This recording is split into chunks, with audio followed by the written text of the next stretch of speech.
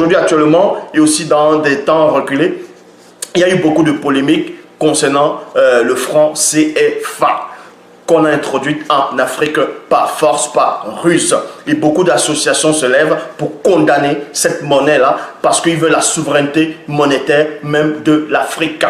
Donc ici, et vous voyez que maintenant il y a beaucoup de, en tout cas tous ceux qui se disent pasteur, révérend, bishop, apôtre, maréchal, hommes de Dieu inspirés ou prédicateurs qui n'ont aucune connaissance, aucune substance spirituelle, n'osent pas réellement en parler de cette situation parce qu'ils n'ont pas de connaissance, ils ont peur, ils n'ont rien de spirituel en eux. Mais bon, vous ne devez pas ignorer qu'il y a une version authentique de l'écriture qui parle de l'influence du franc CFA, du dollar, bref, des monnaies qu'on a introduites en Afrique. Il y avait déjà eu une prophétie par rapport à ça. C'est pour ça qu'il y a beaucoup de mouvements qui se lèvent contre ça. C'est quelque chose qui vient déjà du plan spirituel.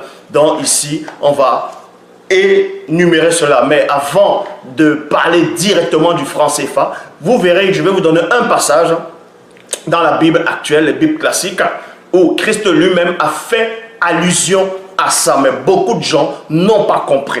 C'était dans Matthieu chapitre 22, au verset 15 à 21, dans la Bible du Semeur. Il est dit ici, alors les pharisiens s'éloignèrent et discutèrent entre eux pour trouver une question à poser à Christ, afin de le prendre au piège par ses propres paroles. Point.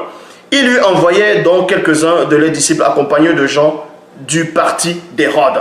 Ces émissaires lui disent, Maître, nous savons que tu dis la vérité et que tu enseignes en toute vérité comme l'Oba nous demande de suivre. Point. Et ensuite on lui dit ici, tu ne te laisses influencer par personne car tu regardes pas la position sociale des gens. Dis-nous donc ce que tu penses de ceci. 2 points. A-t-on oui ou non le droit de payer des impôts à César? Point d'interrogation. Payer les impôts à César ici, ça symbolise quoi? Tout simplement, dans le contexte actuel, là, vous voyez que ce qu'on appelle le franc CFA, voici le franc CFA. Certains connaissent le franc CFA et certains ne connaissent pas. Ça, ce sont les francs CFA. Vous voyez, ça c'est 5000 francs CFA. 5000 francs CFA. 5000 francs CFA, c'est équivalent à 7 euros et poussière.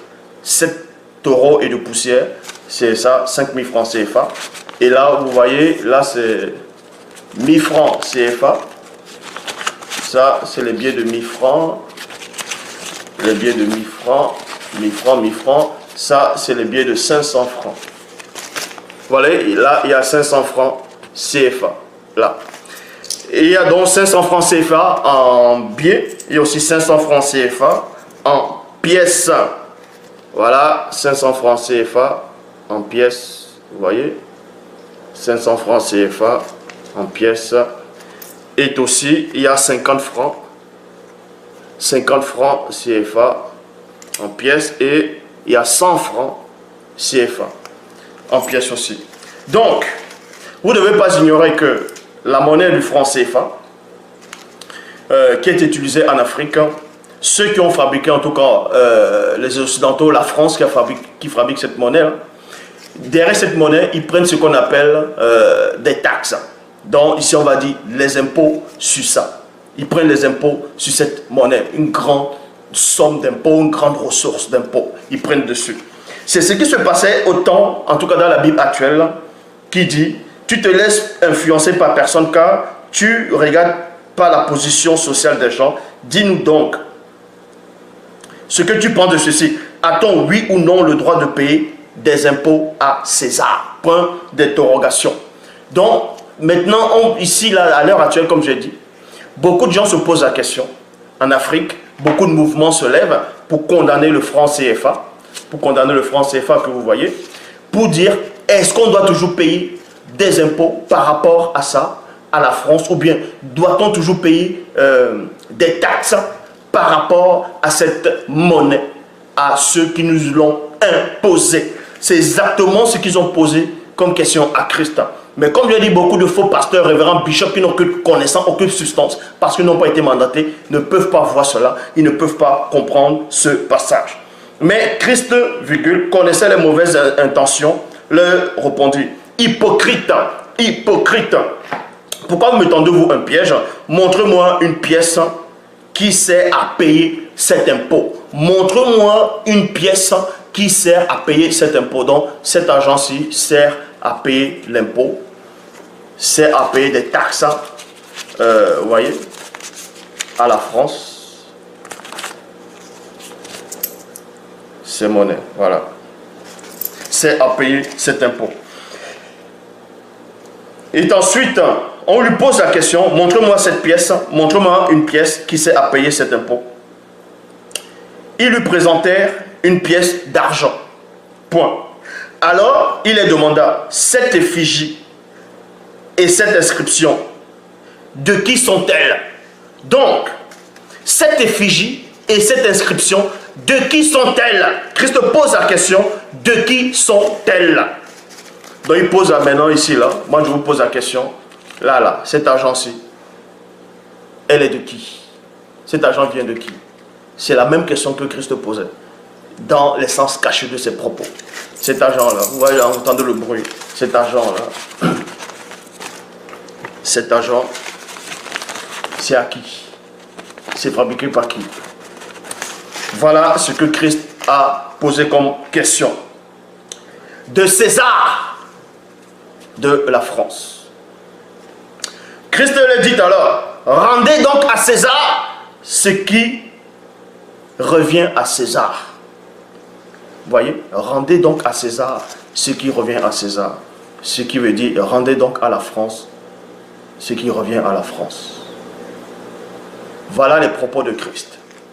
Parce que selon la Bible actuelle, je dis bien les Bibles actuelles classiques, on vous fait croire que ce temps-là se passe au temps des Romains. Et ce sont les Romains qui dominaient, donc c'est les Romains qui ont introduit l'argent. Donc ce peuple, soi-disant juif, était sous l'emprise monétaire du gouvernement des romaine. Donc, et Christ lui-même montre par là que chaque pays souverain doit avoir sa monnaie. C'est en cela où il dit, rendez ça à César. Donc, rendez ça au pays colonisateur. Maintenant, il y a un passage dans la Bible, dans ce que vous appelez Ancien Testament, qui parle de ça, de la venue du franc CFA, du dollar, parce qu'il n'y a pas seulement c'est pas tous les pays d'Afrique qui utilisent le franc CFA, il y a certains pays qui ont renoncé, qui sont sortis de là quand ils ont eu l'indépendance, tandis que d'autres actuellement ils ont toujours ça, et d'autres se battent pour ça, mais d'autres aussi veulent maintenir ces francs CFA dans leur pays, parce que c'est par rapport à leur intérêt personnel. Mais il n'y a pas que le franc CFA en Afrique, il y a aussi d'autres pays en Afrique où on utilise d'autres monnaies, que ce soit le dollar en Angola, ainsi de suite, et dans d'autres pays. Mais ici, on va plus se focaliser sur le franc CFA, parce qu'actuellement, beaucoup de gens en parlent. Je parle de ça pour vous montrer que tout ça, ça vient du plan spirituel. C'est quelque chose qui avait déjà été prévu par le prophète, par un des prophètes les plus puissants. C'était déjà une prophétie qui devait être annoncée dans le grand ordre des choses, et maintenant qui va se matérialiser, qui se matérialise dans le visible. Donc pour ça, on va dans Ésaïe chapitre 30. Dans Ésaïe chapitre 30, au verset 21 à 24, quand vous lisez dans les Bibles classiques, les Bibles modifiées, trafiquées, ils ont changé complètement cette prophétie-là pour vous dissimuler, cela. Or, on va y lire ici, dans la bonne version authentique originaire de l'Afrique ancestrale, il est dit, dans Ésaïe chapitre 30, au verset 21 à 24, il est dit, vous tiendrez. Donc ici, là, on s'adresse à un peuple, on s'adressait au peuple noir ici, là. Puisque à cette époque, ça se passait dans le continent africain, c'est-à-dire où c'est antique, où c'est ancestral. Donc, ici, là, la prophétie est donnée aux non-initiés, sont donnés à un groupe de personnes en Afrique de ce qui va arriver plus tard à leurs descendants, ainsi de suite. Donc, Ésaïe chapitre 30 au verset 21, il est dit, vous tiendrez pour souiller l'argent que les blancs fabriqueront pour vous donner, virgule, car cet argent aura pour seul but de vous assujettir encore plus sous leur domination. Point. Verset 22. Ainsi, virgule, les blancs imposeront par force l'usage de cet argent à plusieurs territoires gouvernés par les non-initiés et deviendra pour eux comme une idole, virgule, je m'arrête d'abord dans la virgule. À l'époque, il y avait des francs CFA, les billets de francs CFA où on voyait la tête des présidents. Vous voyez, c'était comme une idole. Donc, une protection, donc, ils se revêtiront comme de l'or. Point. Verset 23. Mais aussi, virgule, plusieurs des non-initiés issus de ce territoire s'opposeront contre l'usage de cet argent imposé par les Blancs. C'est ce que vous voyez actuellement qui est en train de se passer. C'est ce qui s'est déjà passé dans le temps. Ça se passe et ça se passera toujours jusqu'à un moment donné. Jusqu'à un moment donné connu de nous. Donc, vous voyez que cette version authentique originelle parle des choses précises, avec précision, de tout ce qui arrive.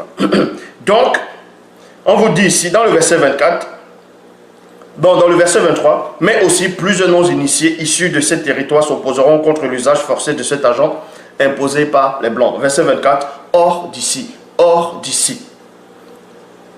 nous n'en voulons pas de votre argent, leur dira-t-il. Vous voyez, c'est ce qui se passe actuellement. Beaucoup de mouvements se lèvent, ils disent qu'ils ne veulent pas du franc CFA, ils sont en train de vouloir le chasser hors de les territoires dont la prophétie a bien prophétisé. Ils sont en plein dans la prophétie, ils sont en train de vivre cette prophétie. Parce qu'en Afrique ancestrale, avant le colon, avant ces systèmes monétaires, il y avait déjà de l'argent, il y avait de l'or, des diamants, des chrysolites, il y avait toutes sortes de pierres précieuses, de richesses en Afrique. Donc, il est dit, pendant cette longue période, virgule, il n'y eut aucun homme ou femme noir, pauvre, car tous possédaient de très grandes richesses. Point. Donc vous voyez ici, les richesses qu'ils possédaient, ce n'était pas seulement la terre, les brebis, les troupeaux. Ils avaient des diamants, de l'or, de Sadon, de chrysolite, d'oni, de saphir, d'escarboucle. Bref, on va passer toutes sortes de pierres précieuses. Mais vous voyez ici là, que la seule version authentique, originelle, parle de la situation actuelle du monde. Et parle aussi dans le futur, des choses qui vont arriver dans le futur que je ne dois même pas vous dire là maintenant parce que vous n'êtes pas encore prêts. Vous n'êtes pas encore prêts.